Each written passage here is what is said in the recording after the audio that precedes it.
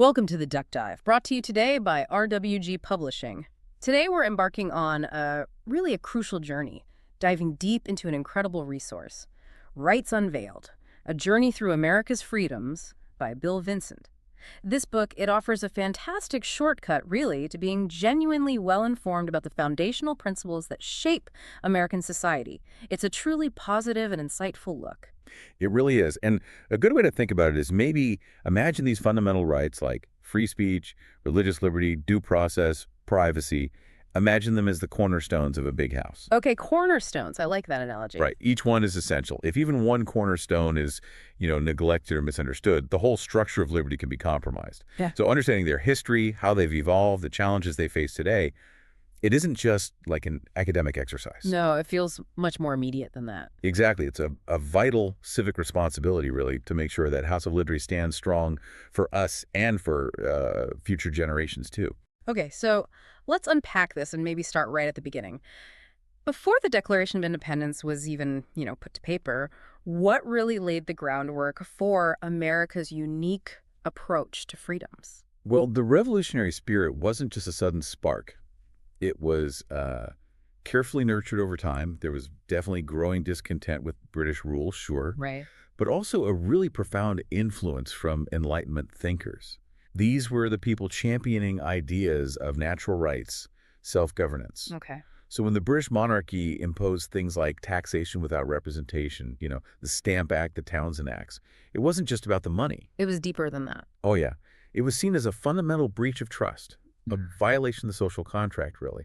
And this feeling, this sense of violation, it just escalated. It led to defining moments like the Boston Massacre in 1770, the Boston Tea Party in 73. These weren't just random incidents. No, they were statements. Powerful physical expressions of people demanding their inherent rights. And then, once the war was actually won, the challenge shifted massively, right? From fighting for independence to actually building a new government. What was that very first attempt at self-governance, and, well, why didn't it stick? So the first real experiment was the Articles of Confederation. That was in effect from about 1781 to 1789.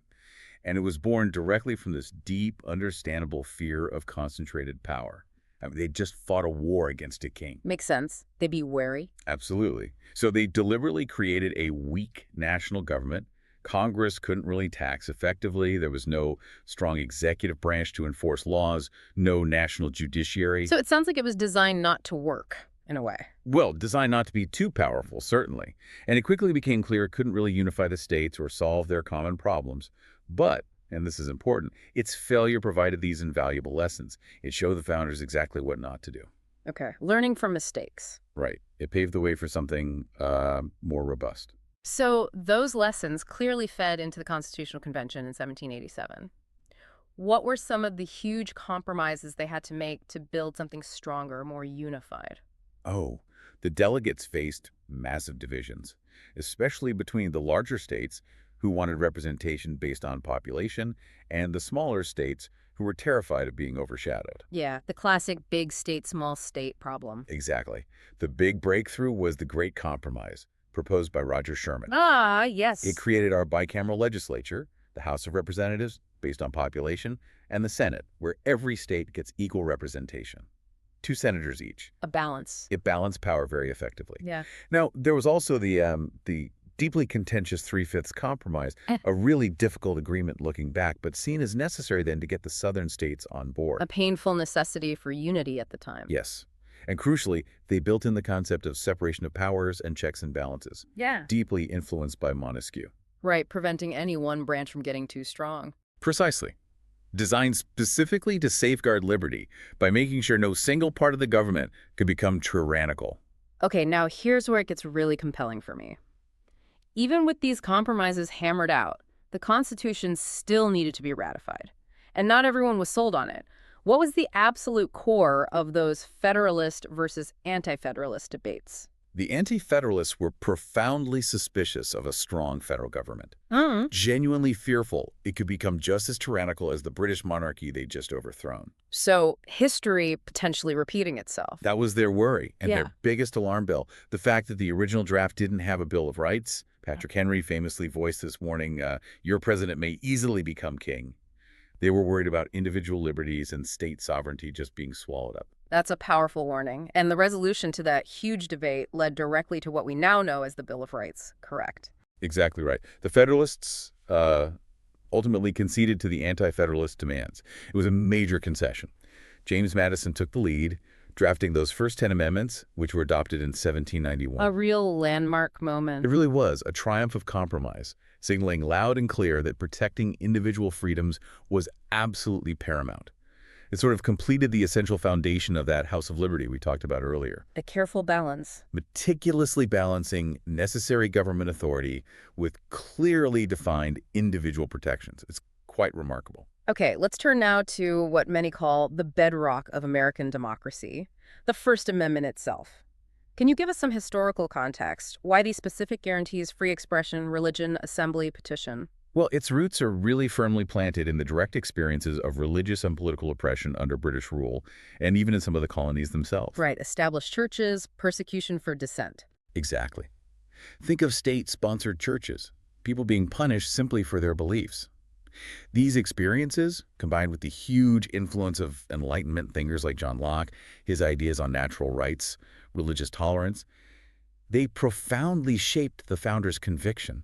So they wanted to ensure that couldn't happen here. Precisely. They wanted to prevent any state-imposed belief system and ensure a really vibrant, open marketplace of ideas. Freedom of conscience was key. Okay, focusing then on freedom of speech and the press, these seem almost limitless sometimes, but are there actual boundaries? They are incredibly broad, certainly compared to many other nations. And it covers not just spoken or written words, but even symbolic acts like burning the flag, which the Supreme Court has protected. Wow. This broad scope really reflects Thomas Jefferson's belief that, and I'm paraphrasing slightly, error of opinion may be tolerated where reason is left free to combat it. Let the ideas fight it out. Basically, yes. However, the Supreme Court has defined clear limits over time. Speech can't incite immediate violence or lawlessness. Now, the standard for that has evolved. Early on, the clear and present danger test allowed for, well, more restrictions. Okay. But later, the court established a much higher bar with the imminent lawless action test. This means speech can only be restricted if it's directed to inciting and likely to incite immediate illegal behavior. So the bar got higher for restriction. Much higher. It shows a continuous commitment, really, to protecting even unpopular or challenging speech. And how does the freedom of the press specifically act as that check on government power we hear about? Well, historically, you had writers like Thomas Paine using the press literally as a revolutionary tool with pamphlets like Common Sense. Right, mobilizing opinion. Exactly.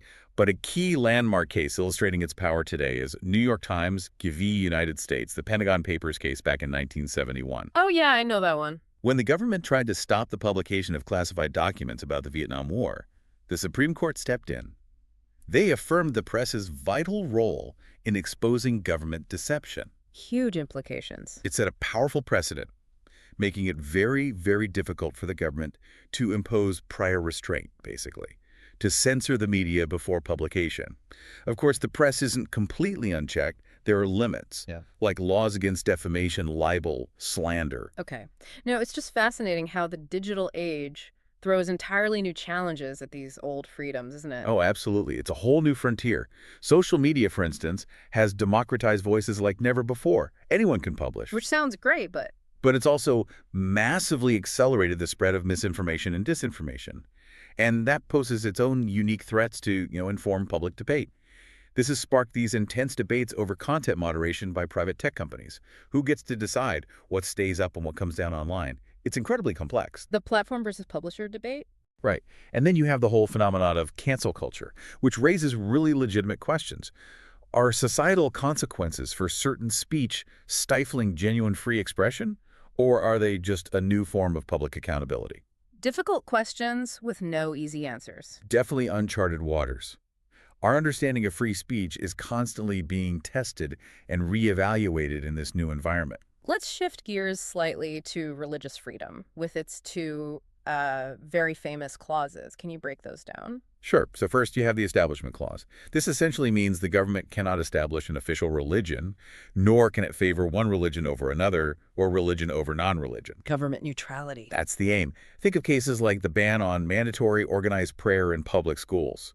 The court said the government shouldn't be endorsing or promoting any specific religious practice in that setting. Okay, that's establishment. What's the other part?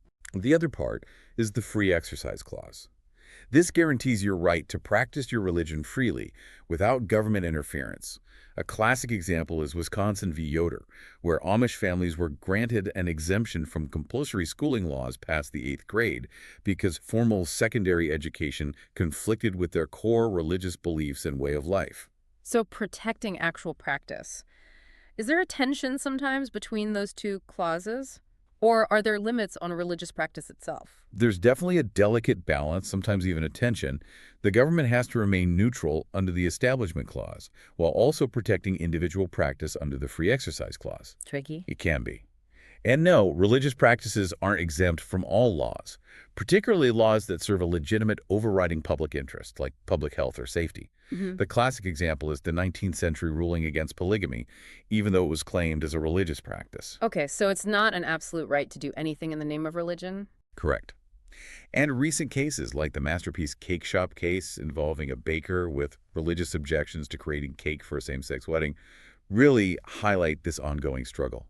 How do we balance sincere religious freedom claims with principles of non-discrimination, the continuous negotiation in the courts and society? Okay, finally, within the First Amendment, the power of collective action, freedom of assembly and petition, how vital are these? Oh, absolutely crucial for a functioning democracy. They allow citizens to gather together peacefully and to demand change from their government.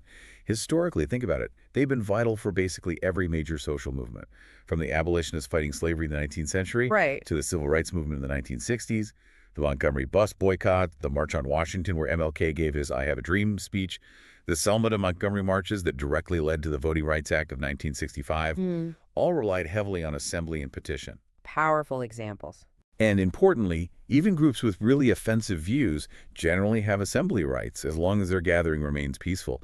The courts have upheld this, like in the Skokie case involving a neo-Nazi group wanting to march. Protecting even unpopular speech in assembly. Yes. And the right to petition ensures citizens can formally ask the government for change through actual petitions, lobbying efforts, or broader organized movements like women's suffrage, which led to the 19th Amendment, or modern movements like Black Lives Matter. It keeps the government accountable to the people. Okay, this is all incredibly rich. And if you're finding these deep dives into how our rights developed, how they challenge us today, if it's sparking your curiosity and making you want to truly understand the history, the evolution, all these essential American freedoms, you absolutely need to check out the source material for today's discussion. Yeah, I second that. Bill Vincent's Rights Unveiled, A Journey Through America's Freedoms, provides an incredibly thorough, and I'd add, a very positive exploration of these topics. Just a fantastic resource for anyone seeking to be well-informed and really gain deeper insight. Definitely. You can find Rights Unveiled and start your own journey into these crucial insights by clicking the link to Amazon. It's right there in our show notes. Go check it out. All right, so moving beyond the First Amendment, it's clear these rights are constantly being interpreted and adapted. Let's talk about personal privacy and protection from government intrusion, especially with the Fourth Amendment. Right, the fourth. This one is deeply rooted in those colonial grievances against the British writs of assistance. The general warrants. Exactly. Basically, blank checks allowing officials to search wherever they wanted, for whatever they wanted, without specific cause. The colonists aided them. So, the Fourth Amendment's core protection is against unreasonable searches and seizures. It explicitly requires probable cause, a reasonable basis for believing a crime has been committed, and specific warrants describing the place to be searched and the items to be seized. So no fishing expeditions. That's the idea. And later, in the 1960s, the Supreme Court introduced the concept of a reasonable expectation of privacy in the Ketz case. This recognized that privacy rights extend beyond just your physical property, like your house, to places where you reasonably expect privacy, like a phone booth back then. Okay, but how does that traditional right hold up now in our, hyper-digital world? Everything's online. Yeah, that is one of the biggest challenges facing the Fourth Amendment today. So much of our personal data, emails, photos, location history, search queries lives in the cloud or on our devices, often held by third parties. Right, the tech companies. Exactly. A really pivotal recent case was Carpenter v. United States in 2018. The Supreme Court actually extended Fourth Amendment protections to cell phone location data held by wireless carriers. That seems significant. It was huge. It showed the courts are trying to adapt these traditional rights to new surveillance technologies, acknowledging that the digital trail we leave behind can reveal incredibly intimate details about our lives. This also connects to ongoing debates around encryption, the tension between law enforcement needing access and individuals needing secure communication. Fascinating. Okay, beyond literal privacy, what about ensuring fair treatment within the legal system itself? That brings us to the Fifth Amendment, right? Including pleading the Fifth. Yes, the Fifth Amendment covers several vital protections, many stemming from reactions to abuses like the English Star Chamber, where people were forced to incriminate themselves. Two key protections really stand out. First, the right to remain silent, what people often call pleading the Fifth. This was famously brought to public awareness by the Miranda v. Arizona ruling in 1966. The Miranda warning. You have the right to remain silent. Exactly. That warning ensures people know their rights before custodial interrogation. It's about personal autonomy and preventing coerced confessions. Second, there's due process. This is a fundamental guarantee of fair legal proceedings before the government can deprive someone of life, liberty, or property. Due process sounds pretty foundational. It absolutely is. It includes procedural due process, ensuring the government follows fair steps, like notice and a hearing, and substantive due process, which protects certain fundamental rights from unjust government interference, even if the procedures are fair. Can you give an example of substantive due process? A powerful one is Loving v. Virginia in 1967, which struck down state laws banning interracial marriage. The court said the freedom to marry is a fundamental right, and laws based on racial classifications violated substantive due process. It shows how due process protects core liberties. Got it. Okay, finally, let's quickly touch on the Ninth and Tenth Amendments. They seem a bit different, almost like safety nets. That's a great way to put it. They ensure flexibility and balance in the system. The Ninth Amendment deals with unenumerated rights. Rights not specifically listed. Exactly. It acts as this crucial safeguard, clarifying that just because a right isn't explicitly listed in the Constitution doesn't mean it doesn't exist or isn't protected. The founders knew they couldn't list every single right. This was really pivotal in cases like Griswold v. Connecticut in 1965, which recognized a constitutional right to privacy, specifically marital privacy regarding contraception, even though privacy isn't explicitly mentioned in the Bill of Rights. It showed the Constitution can adapt. And the 10th. The 10th Amendment focuses on reserved powers. It affirms state sovereignty, basically saying that any powers not specifically given to the federal government nor denied to the states are reserved to the states respectively or to the people. So limiting federal power. Right. It limits federal overreach. You see this in debates today, for example, around state legalization of marijuana, which often goes against federal law. The 10th Amendment provides a basis for states asserting their authority in areas not delegated to the federal government. So they work together, 9th and 10th. They really work in tandem. The 9th protects individual liberties that might not be explicitly named, and the 10th protects the balance of power between federal and state governments, both contributing to the overall structure of liberty. Okay, so if we try to connect this all, weave it together into the bigger picture, how do all these freedoms, these amendments we've discussed, navigate the really big challenges of our modern world? It's a constant, really dynamic negotiation. It never stops. We see it playing out everywhere. Think about the ongoing tension between national security and personal privacy, especially with government surveillance in the digital age, the whole post-9/11 debate, Edward Snowden's revelations. Right. The Patriot Act, NSA surveillance. Exactly. We also grapple constantly with how free expression works, or should work, in online spaces. Balancing the incredible reach of social media platforms with the very real need to combat harmful misinformation or figure out the complexities of online harassment and cancel culture. It feels like the rules are still being written there. They absolutely are. Yeah. And then you layer on the increasing impact of globalization. How do national laws and constitutional rights interact with international norms, global tech companies, cross-border data flows? It constantly pushes our constitutional framework to adapt while trying to stay true to its core principles. But what's truly profound here, I think, is that these freedoms aren't just historical artifacts collecting dust. They are living, breathing protections. They constantly adapt and evolve with society, fueled by ongoing debate, court cases, and, frankly, citizen vigilance. They're not static. Not at all. They're a testament, really, to the strength and the adaptability of the American system, always seeking that delicate, sometimes elusive balance between government authority and individual liberty. So what does all this mean for you, the listener? It means that understanding these roots, their complexities, their ongoing challenges, it's more vital than ever if you want to be an engaged citizen. This isn't just abstract history, it's about the present and the future of your rights and how our society functions. And that really raises an important question for all of us, doesn't it? How do we, as informed citizens, continue to be effective stewards of this House of Liberty? How do we ensure its foundation remains solid for future generations, especially when technology and global influences are constantly reshaping the landscape? That is a powerful thought to ponder as we wrap up this deep dive, inspired by Rights Unveiled, A Journey Through America's Freedoms by Bill Vincent. If you want to delve even deeper into these crucial topics, explore the specifics of each amendment, and get that positive, insightful perspective, definitely grab your copy of Bill's book. Just click the Amazon link right there in our show notes. Thank you so much for listening to the Deep Dive Podcast.